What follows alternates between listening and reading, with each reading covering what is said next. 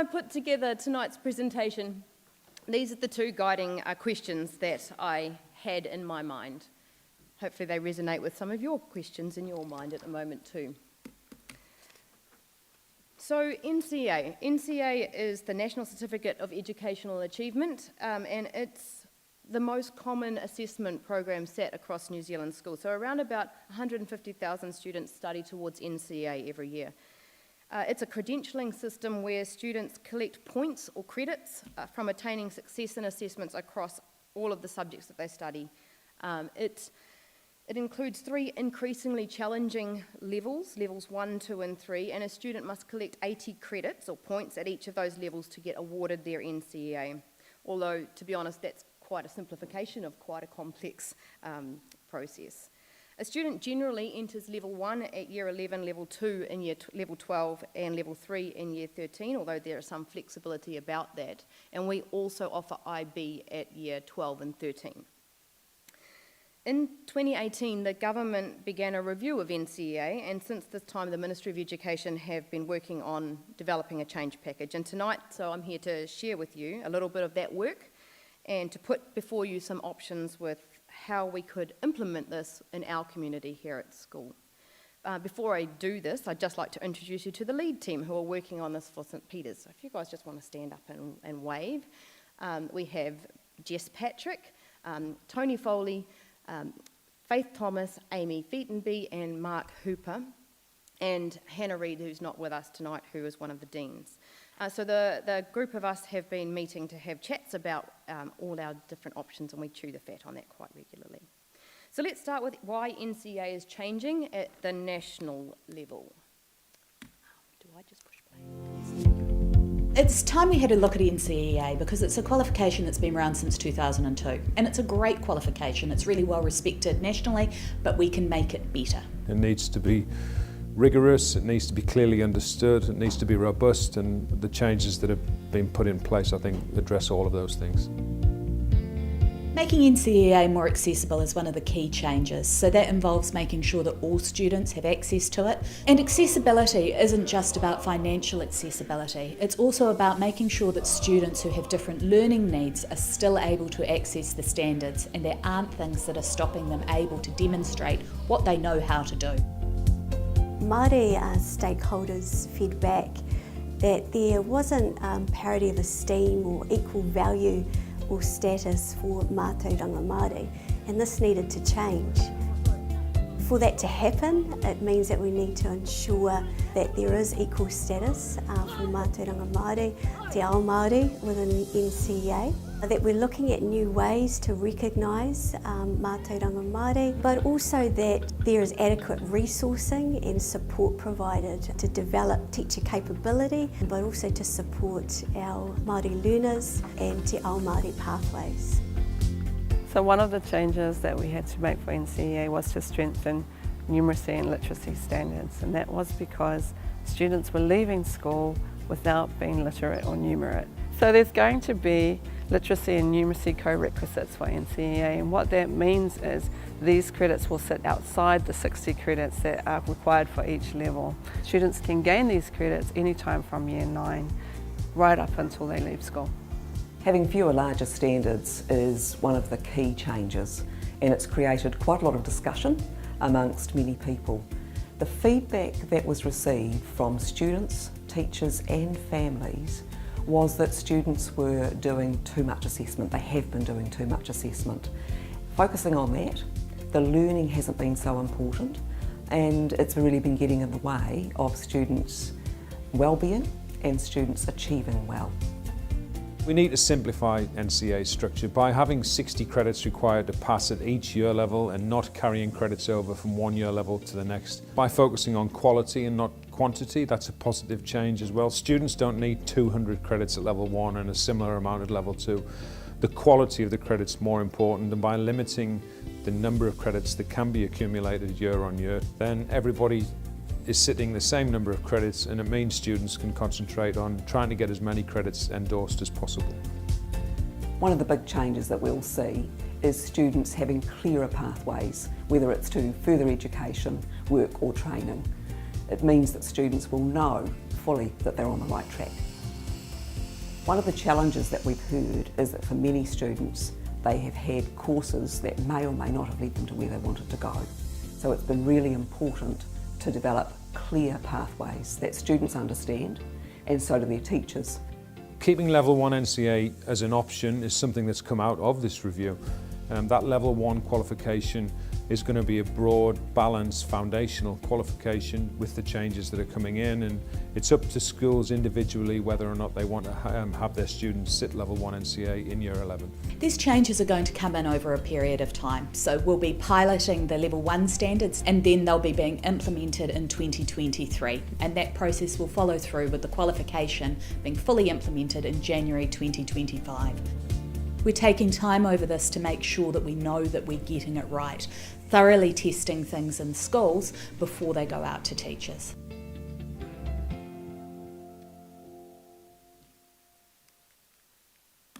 So across all levels of NCEA, this is the guiding principles that the Ministry of Education have put in place. So those changes are coming and they will be rolling through over the next few years. And our current students that are in Year 9 are going to face those changes when they get to potentially Year 10, 11, 12 and 13. That's government mandated, so that's outside of our control. So our current Year 9 students, when they enter Year 11, they're going to be not doing the NCEA that we currently offer. If your child is in Year 10 to 13, then this really doesn't affect them at all. Okay, so the first significant change I want to focus on is around literacy and numeracy. So in the current system, it's quite complicated to get numeracy and literacy. The new system really does simplify that process. In the new system, to get NCEA at any level, students must obtain 20 credits from numeracy and literacy, as outlined in the slide and in the video. And the only way to get these credits now is through specific numeracy and literacy, reading and writing assessments. Those are separate. The numeracy and literacy requirements now are separate to English and maths. So they sit as quite separate things. They're not taught in a particular subject, but they are assessments that bring together skills taught across a range of subjects. And our thought so far is that we'll embed this in our Year 10 programs, and we're looking to actually trial that next year to give us a head start on this compulsory element of the change package in a really low risk scenario. So if students did get it really wrong and they didn't get the numeracy and literacy, it doesn't matter because we can do it again the next year. So it gives us a bit of a fail-safe, if you like, but it also spreads teacher and student workload over a larger time frame by trialling that next year. So we're looking into the possibility of doing that. The second change I want to focus on is the changes to the structure within subjects.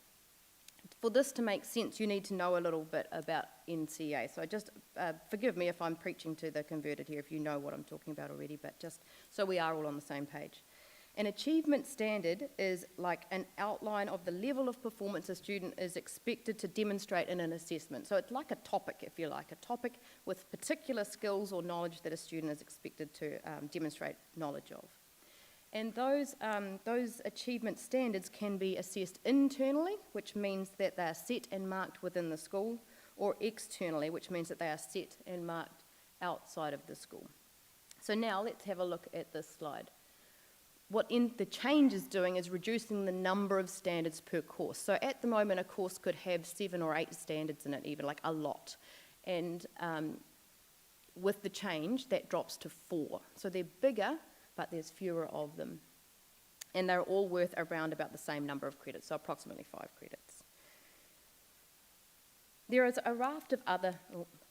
The externals will still be set and marked outside of the school, but it's not going to look like traditional examinations. The government have said that there's going to be some pretty significant changes to what those external assessments look like.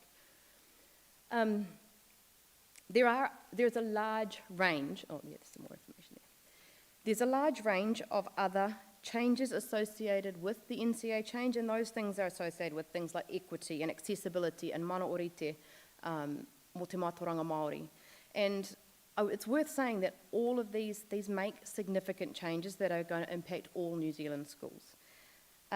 What it does, though, is it provides us with the impetus and the opportunity to consider really carefully what we want to make of our learning and assessment programs here at St Peter's. So it's a really wicked opportunity. We can really address what we want our programs to look like. To answer that question, what do we want our programs to look like, we started with what do we want our goals to be for our Year 11 learners, our Level 1 learners. This is what we came up with. We want them to be engaged and challenged. We want our students to rise up to the challenge of high expectations in body, mind and spirit. We want success for every student, but we also want them to have to work for that. We want them to be proud of their accomplishments. We want them to feel happy with themselves. We want learning to be connected to real life and for students to have a really robust understanding of why they're learning something.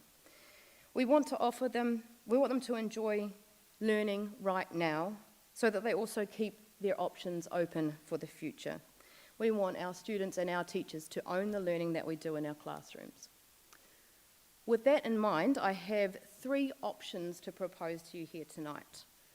The first option, option 1, carefully named, is really to not change too phenomenally at all, to really map these changes that are going to be around onto what we currently offer. Option 2 is to offer NCEA Level 1, but with an increased focus on learning over assessment. So we'd do Level 1, but with a much reduced number of credits available. And it's possible that that might be part of a wider St Peter's diploma. And option 3 is to develop a St Peter's diploma without Level 1 in it at all. Option 1 is probably fairly self-explanatory. So what I'm going to focus on for the remainder of my talk in this tonight is really options 2 and option 3. This is not to say that this is our preferred option at all. We really are open to hearing what you guys have to say about this, and what you do say will inform what we do in this space. So, please take that not as an endorsement of options 2 or 3 particularly, but just that they need a bit more explaining. Okay, this slide. So this slide may or may not make any sense to you depending on where you are in your experience of NCEA. What this really means, though, is that within the structure that we have proposed here, we're approximately halving the number of NCEA assessments that a student would do in Level 1. This option still allows students to gain NCEA Level 1, and it also includes a small buffer of extra credits that a student does not need to collect. So a student needs to get 60 credits. This program that we've designed for option 2 would give them an opportunity to collect 80 credits. But it also creates space in our learning programs for a really wide range of content knowledge, skills, and other assessment types, with a focus on learning rather than the NCEA assessment bits. So what else would we do with that time? For me, that's the really exciting bit. We can look at opportunities to serve. We can look at opportunities to connect with industry, say. We could look at opportunities to find better ways to support our learners, opportunities to really just enjoy the learning, and opportunities to really raise the bar. This structure does give students a little bit of space to fail, but without providing so many options that students can pick and choose which credits, which content that they will engage in order to collect those credits. Our St Peter's learning programs could be designed and delivered and assessed in many different ways designed by faculties to best suit the needs of the learners in those learning areas. It makes it easier to prepare students best for their future. For example, we could have an explicit focus on really transferable skills for life across our curriculum areas, so things like communication, collaboration, creativity, critical thinking. We've got opportunity there to really bring that to the forefront of what we offer in our classrooms. That's option 2. Option 3, much of that remains true. So option 3 is essentially taking that freedom that we've built some capacity for in that option 2 and taking it to the next level. So with the big difference is that a student would not get Level 1 NCEA if we didn't offer it, obviously. So some of you may be sitting there thinking, oh, that's super exciting, I really like this particular proposal. I imagine some of you are sitting there going, what? And you well may have questions. So the team are going to be hanging around after the presentations this evening, and it's an opportunity to ask. And we do invite you to give feedback on all of these proposals, and I'll give you some information about that. But Julie's already mentioned that there's a survey coming up. You might prefer just to go and do your own research, and these links that are going to be provided to you, you can totally follow those links yourself to find out a little bit more information. I don't expect you to read that and follow it now. Really important message to send out to you tonight, that we really are all in this together. We're on a journey, and it's a journey of change. So what have we already done on this journey? Staff have been discussing the changes already for a few years as information has become available. The Learning Leaders Group, or heads of faculties, have been involved in really robust discussions around all the different models that we could offer here at St Peter's. And from those discussions, the lead team I introduced earlier has been established. And our job is to really come up with a school-wide strategy for implementation so that we are working as a cohesive group. Our teaching staff have already begun to consider what our level 1 courses could look like in 2023 and into the future. And over the next term, our two next steps are really to talk with our senior students about what their experience of NCEA is and what they want us to keep. And parents, you are the other part of that partnership that was talked about earlier. So you'll be consulted about your thoughts and what you want us to consider. Ooh, here's my waka. Because we are in this together, so the way that we are going to collect your thoughts is through the survey Julie Small mentioned earlier. That's going to happen later this term, so please do keep an eye out for that. The success of what we end up doing really does depend far less on what I say tonight and more on what we do together next. So your responses to the survey, cannot stress enough, they will make a difference. I warmly invite you to participate in that survey and help us choose what that difference will be. We are really interested in what you think. So some things you might want to consider. Level 1. So level 1 is what we are focused on. We are going to continue to offer level 2 and level 3. That's not what we're talking about. We're going to continue offering IB. That's a commitment we've made. But we're interested in your thoughts on level 1. So level 1, it's an opportunity to gain a qualification that recognises the learning that you have done. It's also an opportunity for students to learn what assessment looks like and feels like before the stakes are raised in levels 2 and 3. However, New Zealand is the only country in the world that offers national assessment programs 3 years in a row. 3 years of formal assessment is really a lot. And assessment fatigue is a very real thing. It's a very real thing that by the end of year 13, a lot of students have had enough assessment. Another thing to think about is that last year, we had some students who left St Peter's after year 11, but no students left and did not go on to further education. Every single person who left, who did level 1 went on to get level 2. So you could argue that maybe level 1 is a bit superfluous. Finally, from me, something for you to consider.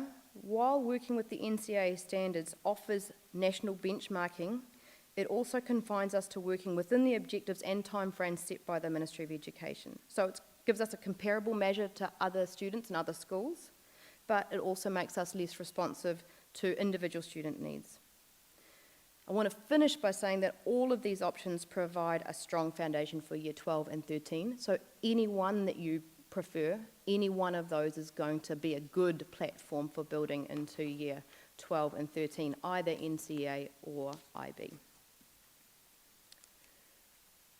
So as I said earlier, this is a significant change happening across all of New Zealand schools, and it does give us that impetus and opportunity to really carefully consider what we want our learning community to look like here at St Peter's.